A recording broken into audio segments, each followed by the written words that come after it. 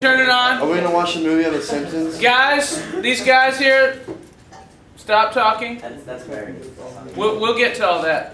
Let me handle this from here on. Okay, up here, Bennett. All right, what we're learning about this section is DNA. DNA is the molecule that holds information in the nucleus of the cell. And we're going to learn how that molecule is put together and what it looks like. And I'm going to come back to this experiment. This is one of the experiments that they figured out the structure of DNA. But I'm going to first start with the structure of DNA itself, which is actually starts in your book on page 329. Once I show you the structure of DNA, we'll go back and talk about the experiments a little bit. Now, very important, this is part of your essay that you'll have to write for the next test. Is it 1 or 2? Okay? 1. There's 2 essays. This is the first. The second will be for next chapter. From now on, it's always 2 or 3. Or 4. Once we get to 3 chapters, we'll have 3 essays. Never 4. Now, DNA is made of molecules called nucleotides. And that's what I gave you. Everybody have one? Yeah. You guys that are making comments and saying stuff while I'm trying to talk, don't do that. Okay? This is a nucleotide. And a nucleotide, if you look at it, it's made up of 3 parts. There are 3 parts to the nucleotide you're holding. This hexagonal part, it's actually a pentagon in reality. It says deoxyribose. Do y'all see that? I do see that. Should be on the thing that you're holding there. I see it right here. That is it's a sugar, it's called deoxyribose, and that's where DNA gets its name. DNA stands for deoxyribonucleic acid. And if you remember when we studied the 4 types of organic molecules, Nucleic acid. nucleic acids were one of them. And nucleic acids are made of these things. Deoxyribose is the name of this sugar here. And if this word is confusing to you, deoxyribo, well, it's basically a sugar called ribose, and it's missing an oxygen. That's where deoxy comes in. Deoxyribose is a ribose sugar that it has 1 oxygen less than you would normally expect on a ribose sugar. Now, you've never seen a ribose sugar before, so you don't realize that. But that's where the deoxy comes in. So deoxyribose is this sugar.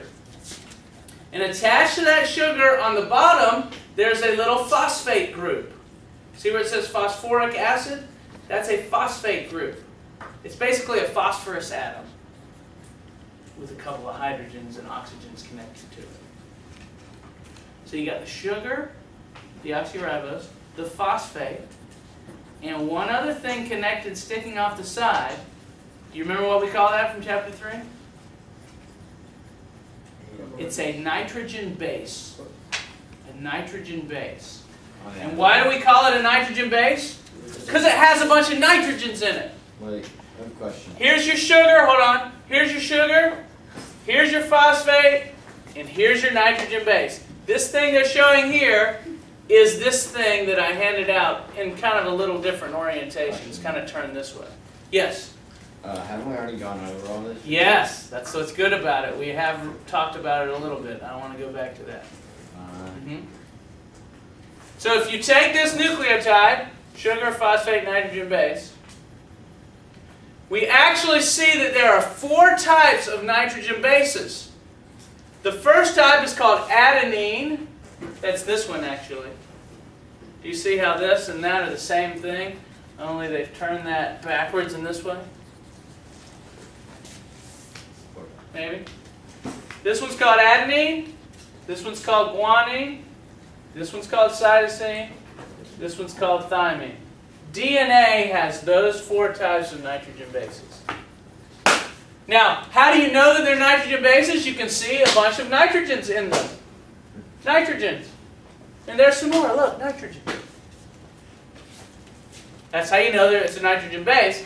Now, scientists call these two purine bases, and they call these two pyrimidine bases. G and A are purines. And the way I memorize that is, people from Georgia are pure.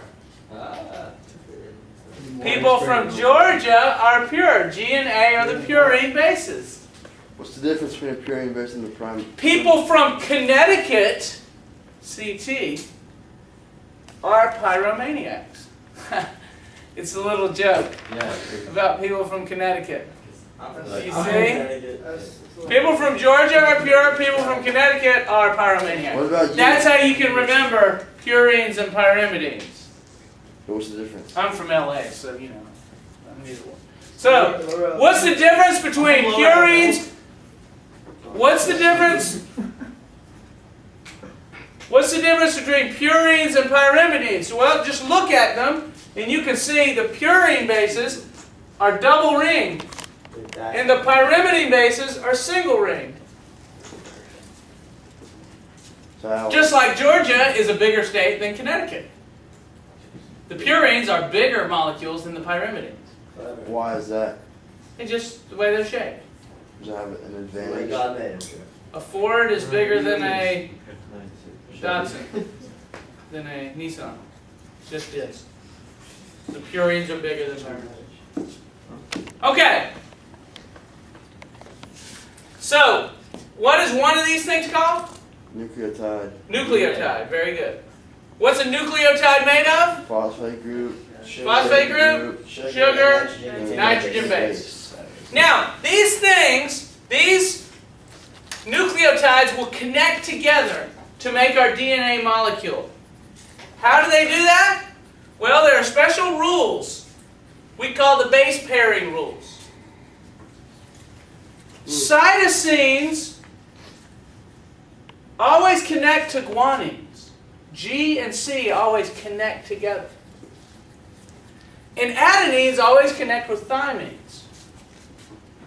How do I remember that? G and C always connect together because I like grilled cheese. See? GC, grilled cheese. G and C always go together. So check this out. If I have a cytosine, which looks like this, I don't know if any of you happen to be holding a cytosine. It has a little point on it.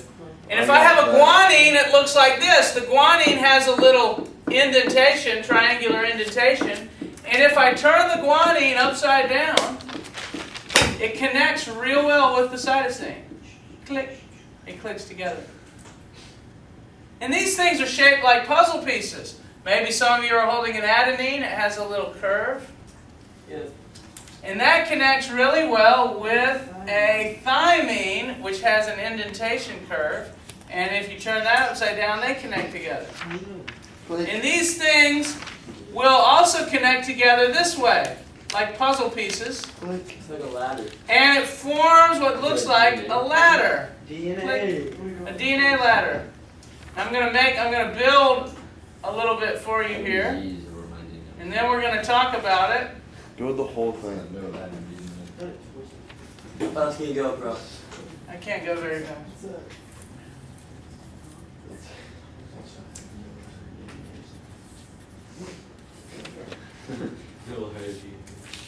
See how I'm building it?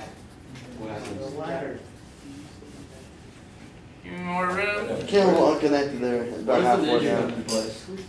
What's that? So where does that ninja come into place? Where does what come into place? The ninja. You got ninja right there. I just have ninjas hanging around because I trained as a ninja. Oh, Really? Yeah. Where? Well, you don't see one. Ninja school. Georgia Tech. Where's ninja school? I can't tell you. Yeah, hey, I was there. If you were a real ninja, you would know the first rule of being a ninja is not telling anyone you're a ninja. So you're not a ninja. Hey, you never said Obviously anything. you did. You said you went to school. Yeah. That's a ninja. I actually dropped out. Okay, let me stop here. Keep going. After I graduated. Take a look here. Y'all that are talking once again, y'all look up here and stop. How does this hold the code to life? Well, The code is in the order of these nitrogen bases. And I'm going to use letters because humans are used to speaking and thinking using words and letters. I'm going to use letters to represent the 4 bases. Adenine will be represented by A, guanine by G, cytosine by C, thymine by T. Ignore uracil for now. We'll talk about that later. Okay. I know you can't read it from where you're sitting, but I'm going to read the bases going down like this on the left side. And if I read them, I read that's a cytosine, C. That's an adenine, A. That's a cytosine, C. That's a guanine, G. That's a cytosine, adenine, guanine, adenine, thymine, cytosine, adenine, cytosine, thymine, thymine. Good job. And what does that spell? Gad. Cag, gag, gat, cag. Is that important for us to know? Cag, gat, cat. Make sure you're right. Now, when I say cag, gat, Uh-huh. that doesn't mean anything to you guys. But the DNA. But that's the language that the cell uses. It's a different language. It's just like if somebody comes up and starts speaking to you in Polynesian and goes, you go, I don't understand that. Well, if I come up and I go, cag, tag, tag, you go, I don't understand that, but the cell does understand it. That's the language of the cell. I'll show you how the cell uses that language this chapter. This third section of this chapter, how the cell speaks and uses that language. But that's the language. That's the code. Say it backwards. Now, in every cell in your body, in the nucleus of the cell, where the DNA is kept, this DNA is in the nucleus of the cell. The DNA is long enough that there are about 6 billion letters. In every cell. Every single cell in the nucleus of it, there's 6 billion letters. If we printed all those up in a book form like this, your entire book, filled them with letters just as big as the writing is here, it would take about 50 of these books to get 6 billion letters. So 50 books of G's and A's and T's and C's all fit in the nucleus of every cell. It's pretty staggering how small these molecules must be because a cell is so small you can't even see it with the naked eye. You need a microscope. Yes? Chromosomes and stuff. Chromosomes are DNA molecules all coiled up. Remember? Yeah. The long DNA molecules coil into chromosomes when the cell is about to divide. Okay. But the rest of the time, they're not coiled up into chromosomes. They're laying out in the nucleus as, what do we call it? Chromatin. Thank you very much. You're welcome. So, most of the time the DNA is just laying out like a string, but some of the time, if the cell's about to divide, it coils up into chromosomes because that's the easiest way to move the DNA around. Okay. Interesting, huh? So if this side are these letters, can you tell me what the letters are on the opposite side? Everybody's saying it at the same time as I move downward. My AP biology classes can do this. Let's see if you can. C. Wait. I'm going to start right here on 3. 1, 2, 3. A. Okay, G. C's always connected with G's. Grilled cheese, remember? Oh, yeah. C's and G's go together and A's go with T. Okay, let's try it again. You ready? I'm going to start at the top. G. Wait, we have to do it all together or it doesn't work. A. Ready? 1, 2, 3. G. T. G. C. G. T. C. T. A. G. C. G. A. Okay, y'all aren't as good as the AP bio class, but that's okay. You're younger. ATA. You're younger. That's me. So check this out. By knowing what's on this side, you can figure out what's on the other side pretty easily by using the base pairing rules. Okay? So group G is what? Yeah. G's and C's always go together, and A's and T's always go But what together. was the analogy for A and T? No, there was no analogy for A and T. Yeah, I just remember G and C go together because of grilled cheese. Tucker Anderson. T guy. Very nice. Or with your grilled cheese, you want some awesome tea. Video DNA footage. can be described as a twisted ladder.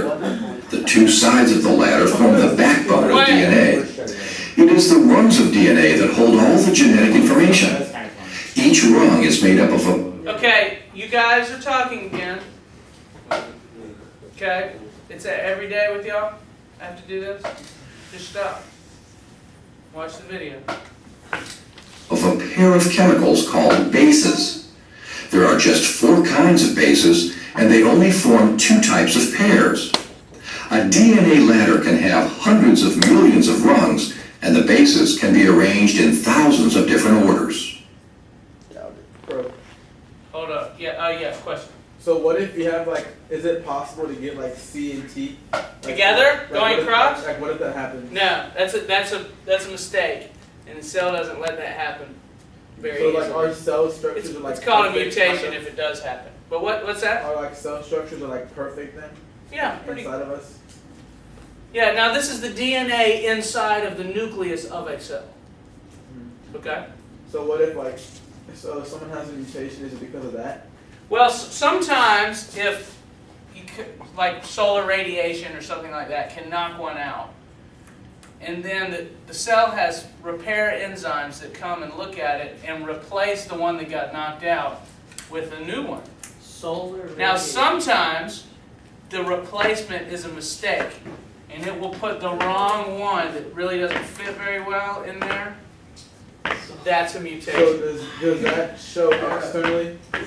What's that? Does that show externally? Like does it show It could. outside? It could cause like a cancer, a tumor, Like that kind skin of thing. cancer, that kind of stuff? Could. Okay. We have a section coming up in chapter 15 and chapter 13 on mutations, and we'll talk about those in detail. Alright, bro. This was a scientist named Shargaff discovered the structure of DNA was discovered from the work of many scientists. A scientist named Shargaff did experiments that showed that the amounts of A's and T's in DNA are about the same in every species. And the amounts of G's and C's are about the same in every species. And that's how scientists figured out that G's are connected to C's and A's are connected to T's. The scientist who figured this out was named Shargaff. And you can see he took DNA from bacteria, E. coli, and from yeast, and from a bird, a herring, and from a rat, and from a human. And in all of those, the amounts of A's and T's were the same in cells, and the amounts of G's and C's were the same in cells. And that's how scientists figured out that DNA actually looked like this. The DNA molecule is too small to see. Even with our best microscopes, we can't see it this close. So they don't know by looking that it's like this. They know through experiments. And this is one of the experiments. These guys are named Watson and Crick. They won the Nobel Prize for discovering the shape of DNA. And how did they do it? They used Shargaff's data, and they used some other scientists' data, and they built a model of the DNA in their lab. And when they were putting these nucleotides together, they found out that when they put them together and stacked them up one on top of the other, it didn't go in a straight ladder. The only way they could make them fit together is if the ladder twisted. And the one thing this is not showing here is the twisting of the DNA. So we call the DNA a double helix structure because it doesn't just go straight up, it's a twisting ladder. But let me show you on the video, this shows you the shape of the twisted ladder of DNA. Whoops. That's still alive? That's not it. Watson is alive, Crick is dead. How old are they? Oh, wait a second. So you're worried about your disease, huh? Well, does it hurt when you go like this? No. Then will you turn this projector on for me? I think the film should answer all your questions.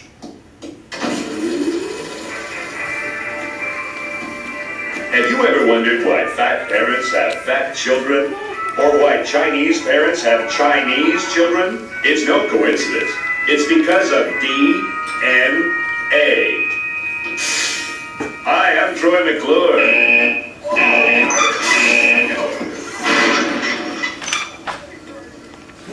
You may remember me from such medical films as Alice Doesn't Live Anymore and Mommy, What's Wrong with That Man's Face? But Mr. McClure, what is DNA? What the? Oh, hi, Billy. Let's find out together. DNA is God's recipe for making you. You take a dash of Dad, a pinch of Mom, then we bake for 9 months and... that's good, Billy. Mr. McClure, what does DNA stand for?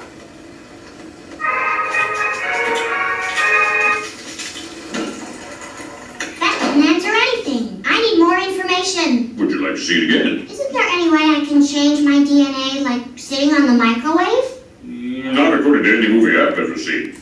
I'm afraid you're stuck with your genes, Lisa. Lisa doesn't like her genes because she had Simpson genes. And Simpson genes aren't very good. So she went to the doctor to figure it out. That's what that was about. Thank you.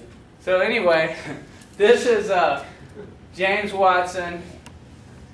And, oh no, wait, this is James Watson and that's Francis Crick. And they're the ones that discovered that DNA has this twisted ladder shape. Can we make one of those? Are we gonna make those? Yeah, I think you can find these at hobby shops. Something like, isn't there one in Brunswick now? I feel like we should make them Michael's might have. for extra credit. A student made this for me and gave it to me. That's what I'm saying. If you make one at Michael's, I'll give you some extra credit. Sweet. Takes a while not to a make. Real quick partner about extra in any credit. project. Somebody told me that if you bring in bones from an animal, you get extra credit. Because we're too That's what you good. said. Or that's what you didn't say. Maybe if it's a skull or something that I don't have that's in nice shape. Do you have human for Yeah. it? I was looking for this deer. This dude shot over in Georgia. And I walked down to the river to look to see if it was anywhere down there. I can bring you I found this bones. beaver skull. Yeah. And it had 2 teeth, like A this deer long. skull? A beaver skull. Oh, beaver. It was Oh, kind of all the teeth were all the way down. should have kept I it. left it there. I got some humans. I'm gonna make you one of those. Actually, about what we're talking about, how did they know they had to twist it to do it? Did they know what the... They get. They knew what a nucleotide was. Okay. And when they tried to put the nucleotides together, they found it wouldn't go together unless it twisted. Is there a video about them? Was it jet ski? Hold on, let me show you this, the then video what? of the twisted DNA. Oh, here we go. So this is good. This shows you what DNA really looks like. If you can see DNA it. is composed of 2 strands of nucleotides wound around one another in a double helix. The outer longitudinal structure consists of alternating sugars and phosphate groups. Paired nitrogenous bases are in the interior of the molecule. If the molecule unwinds, its structure resembles a ladder with phosphates and sugars forming the sides. The rungs are the nitrogenous bases of nucleotides on opposite sides of the ladder. There are 4 different bases, and only certain pairs are possible in forming the rungs. Adenine is always opposite thymine, and guanine is always opposite cytosine. Okay, so check this out. Something kind of neat about this.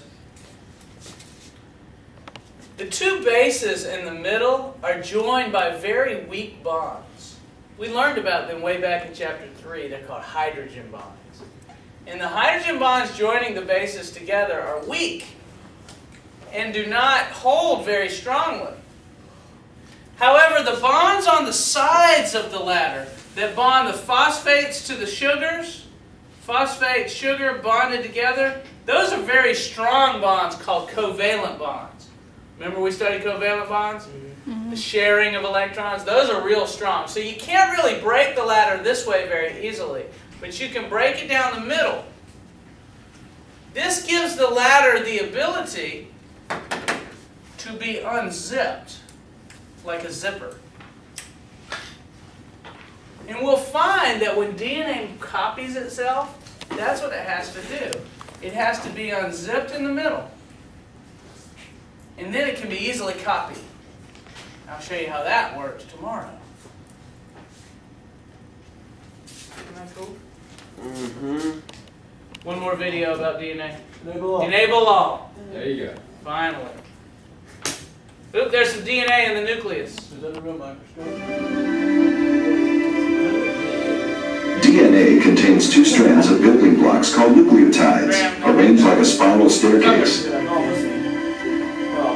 Each nucleotide includes three parts: a phosphate group, a sugar molecule, and one of four bases: adenine, guanine, cytosine, or thymine. The sugar phosphate bonds form the double backbone of the molecule, the handrails of the staircase. But we find the genetic key to DNA in the steps of this stairway, the nitrogen-containing bases. These bases link up using hydrogen bonds in a very specific way. Adenine will bond only with thymine, A to T. Cytosine only bonds with guanine, C to G. While these basic pairings never change, the order of the pairs along each strand varies greatly from one species to the next. In this elegant design, we see how nature stores the instructions to build all living things. So in the human nucleus of each cell, there's 46 chromosomes. Remember we learned about chromosomes? A chromosome is a long strand of DNA all wound up. So there are really 46 strands of DNA laying in each nucleus. Each one had like 6 billion? If you total up all the letters, it's 6 billion. So each chromosome has something like 100 million letters. That's still a lot. Yeah. Now, last thing I'll show you, and again, you need to read 12.1 tonight, and we'll talk about some of the experiments tomorrow. This little video about Watson and Crick.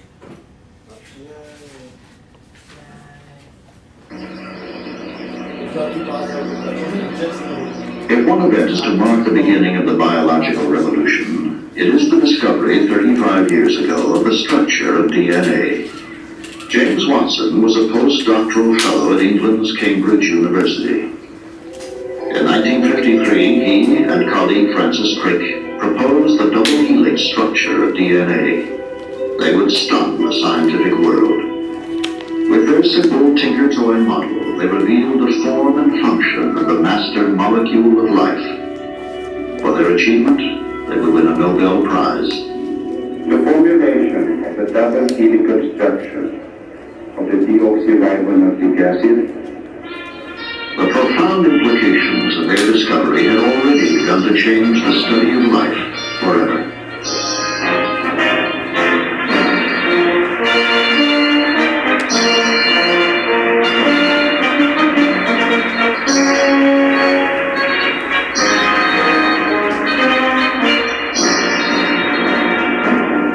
When we found it, we had no idea that, say, even within our lifetimes, we're going to get anywhere up to where we are now. The concept that we actually know the sequence of a given gene, we would be able to clone a gene, that would have been science fiction first then, but due to these sort of technological advances, we can do things that no one knew we could have back then. Huh. Just a little look at Nobel Prize winners. If you would, could you take the little nucleotide that